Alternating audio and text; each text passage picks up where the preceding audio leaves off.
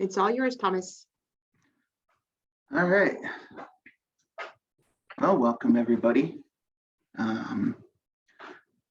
This is for fixed grant invoicing. I'm pretty sure that applies to everybody who came, so great. And I think I see the new people who might be dealing with this, so that's also good to see. So we can go ahead and get to the first slide. All right, so this is just a review of some of the resources that you have for fiscal matters and program matters too. So that first, these are all active links. So when you get access to the slides, you can follow the links if you need to. The uniform guidance, you can kind of see the requirements. It's not going to be very stringent for fixed, but if you ever have a question about something, that's a good place to look. It's where I'll find my answers in all likelihood. So also bring your attention back to the additional resources page that we have. You can find things like our special terms and conditions, which is always a really good thing to check out if you are wondering what we're requiring of you. Program handbook, of course. There's also a link to the fixed amount grant guide. That's something that AmeriCorps developed a few years ago, just to kind of give some specific guidance for handling fixed amount grants. So if you don't think that you're getting the answers from me or what I'm saying to you, you can always go straight to the horse's mouth and see. So fiscal workbooks, those are pretty much ready to go, but I need the contracts to be complete before I can send those out. So those will be forthcoming in the very near future. All right, next slide. All right, so the way that drawing funds works under fixed amount grant is basically every hour that your members serve during a reporting month is prorated to a portion of your grant award. So essentially, every hour served is worth a very small portion of your grant. So when you report hours that members have served, that frees us up to pay off a reimbursement when you submit an invoice. Now there's for a few reasons that I'll get into later, we have a reconciliation at the end, and there's usually a slight adjustment. But in the end, you get the right amount for all your member hours, their slot types, all that stuff. So in order to access the funds that we owe you, you submit an invoice package by the 15th of every month. That's going to include an invoice voucher, an A19. There'll be a template in your workbook. We get a signed PDF of that. Then there's the invoice tracking sheet, which is also, it's the other tab in your workbook. That kind of helps us, quick reference to make sure that your records are matching our records and everything for cumulatively through the whole year. That sheet also is going to help you calculate your invoice amount. Then we need a current member roster in PDF form. That'll be from the eGrants. And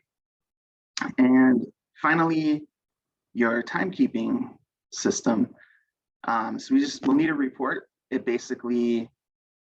just needs to show us the amount of hours that you're reporting for the month from members served. So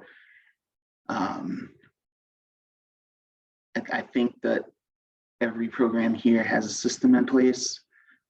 I think all the systems are working pretty well. So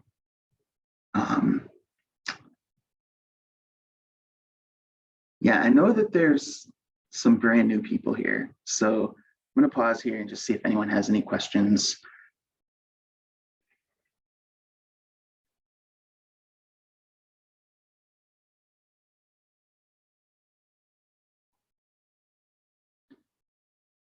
Okay, so we can go to the next slide. Okay, so I went through, well, I touched on the time tracking system. So this is how the time tracking works for your fixed AmeriCorps grant. You know that every slot type has a minimum number of hours that the member is required to serve. So that number is the maximum number of hours that you can be reimbursed for from that individual. So for example, you have two full-time members. One of them serves 1,750 hours, the other one serves 1,650 hours. You get 1,700 from the one who went over, and you get 1,650 from the one who did not make it. They do not combine for 3,400 hours. So as you can see, the way that you're going to get access to your full funds is to fill all of your slots and have all of them complete all of their hours. That's how you get access to all of your funds. As I said, hours that you report for the month will determine your monthly reimbursement. Now, one thing that I kind of want to touch on a little bit is a lot of people make adjustments. You know, timesheets come in a little late, or something needs to be corrected or something like that. If you're making a correction or you're reporting hours that are outside the reporting period, just make a note of that. It kind of helps me when I'm looking at numbers that are kind of hard to explain otherwise. And going hand in hand with that, like explain really high totals, like 200, like low 200s is kind of on the upper edge of, I can see how you could serve that in a month, but you start getting higher than that. And I think an explanation of one type or another is probably due at that point. Because if you think about it, if you're serving full time, which would be 40 hours a week, and you have 4 weeks in a month, that's 160 hours. Give it another half a week, get you up to 180 hours. Now you want to add another 20 or 30 hours to that. It's doable, but it's getting to be a pretty heavy load. So you go much beyond that. You know, I have to ask questions because otherwise someone might ask questions later and I won't have an answer.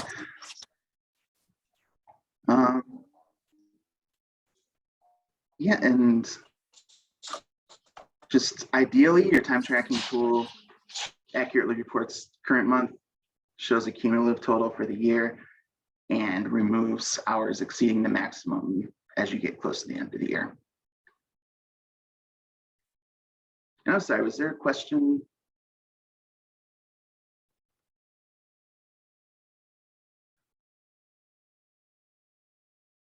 Okay, I thought someone unmuted, but.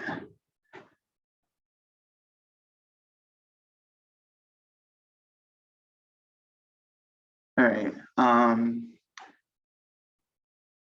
so we can go to the next slide. So this is what your member roster report is going to look like, except it won't be redacted. Yeah, please include this. I can go and find this, but it's a lot easier for me if it's all in one place when I first get it. So include this, and I'll basically just compare the names between your time tracker and the member roster and look into any discrepancies I find. pretty simple. I mean, some of the programs are enormous, so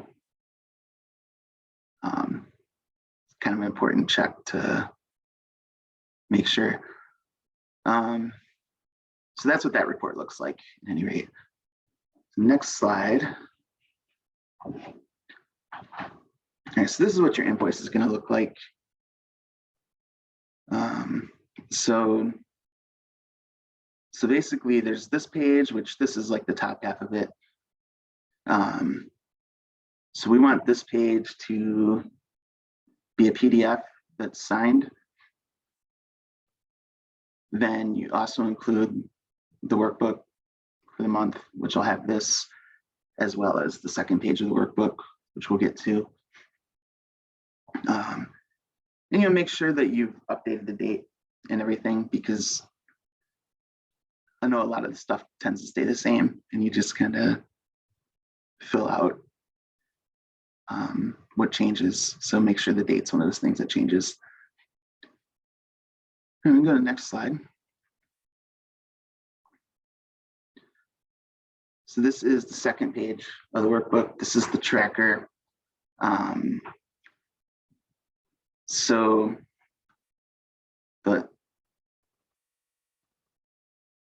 what I can say here is you have your total grant award and you have your total hours to be served over on the left. So that's how we determine how much you can invoice us for every month, is just prorate the total award based on hours served. That's actually going to be just slightly off, because that doesn't take into account the different slot types. If you have different slot types, their hours are actually worth a slightly different amount of money. This gets you very, very close, and we can fix it in the reconciliation. It's just a huge burden to try and track every slot type separately, so we don't do that.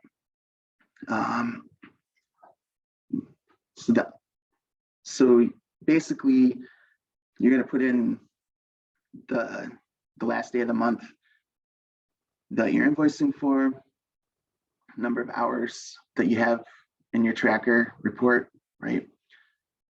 And then it's going to spit out a number that's the allowable invoice amount. And then you type that amount in again in the next column.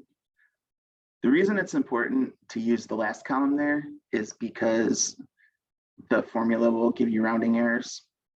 So it's a good idea to have a hand-typed set of numbers too that'll give back accurate full penny amounts. Otherwise, we're off by a few cents at the end of the year, and we're trying to figure it out. Again, we can catch that in the reconciliation, but it's just a little cleaner for our records if we do it this way. All right, the next slide. Yeah, and this is the bottom of that invoice page, the first page in the workbook. This is auto-populates based on what you put into the second page that you just saw. And then you can see how much you can invoice us for. And again, like I said, we get a PDF of this page signed, and that's part of the packet. Go to the next slide.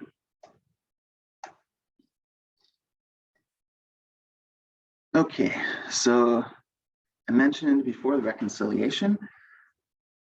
So this hasn't been a very uniform process, and it doesn't really have to be this year. I know not everybody is in this session, but I'm going to recommend that what you do is that instead of sending me your last month's invoice as you normally would, when all of your members have exited, send me your final member roster report at that time, and I will conduct a reconciliation. And then I will give you the reconciliation probably in less than a week. And you can review my reconciliation. And if you approve, then you can invoice me for the reconciled amount. As I said, this will fix those little errors that slide through the cracks, especially the slot values per hour issue. One thing, I mentioned this earlier, you're not able to invoice us for hours served beyond the maximum by a particular individual. If you do invoice us for those hours and it hasn't been caught, which if I don't have the resources to catch it, I won't. And so that'll just happen. If it turns out that we end up paying you more than you are actually entitled to under the grant terms, then we'll have to get a repayment, and we really hope to avoid that. So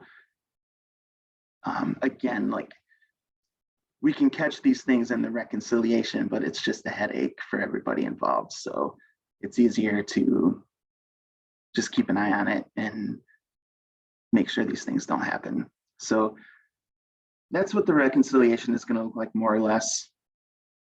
The highlighted colors may be different, but you're going to see the amount of your grant, cost per member, cost per slot type, all that stuff.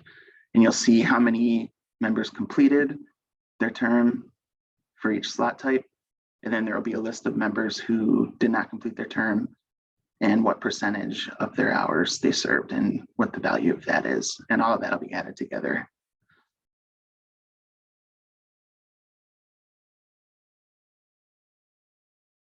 And probably go to the next slide.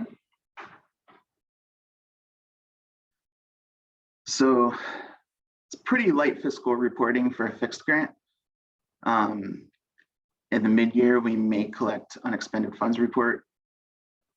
And that is basically, we look at how many hours you think you can realistically expect to be reimbursed for, and any money that you know that you're not going to have access to, we can take that in April and kind of cycle that back into the system. And at the end, I believe we will be collecting closeout documents at the end of this grant year. So keep an eye out for that. I think it's just going to consist of some invoice reporting.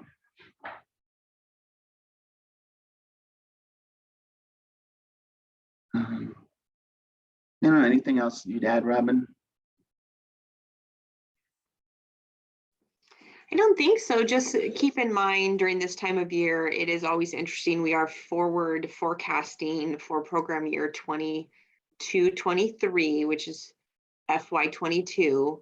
However, we're not done with 21. And so there's things that we will be doing all through the end of the year that actually apply to your current grant. And this is all forecasting for, over a year from now, especially for you calendar year programs. I know that can become quite confusing. So we will help you out. We'll send reminders, and just be sure to check out your special terms and conditions because they note the actual dates and the year that things are due.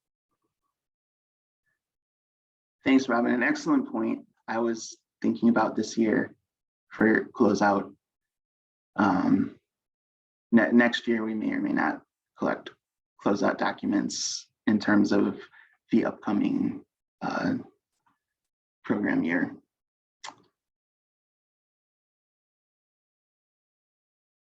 All right, we can go last slide. If anybody has any questions, we have some time.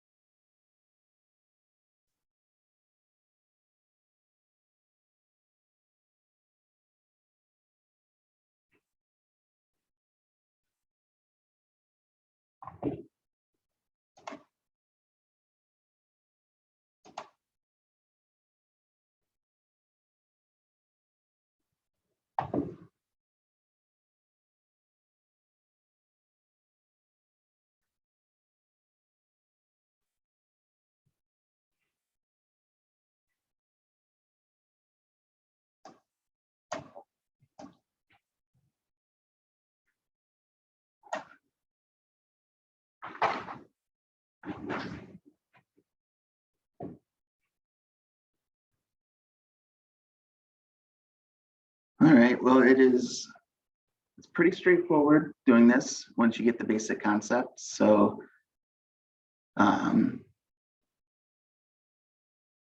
hopefully not too big of a burden for anybody.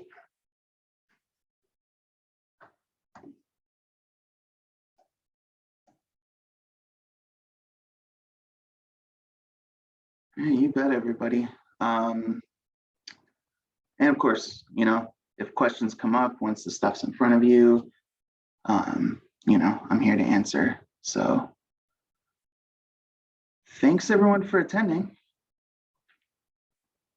Hang out for a few minutes, but I think you're free to call this over.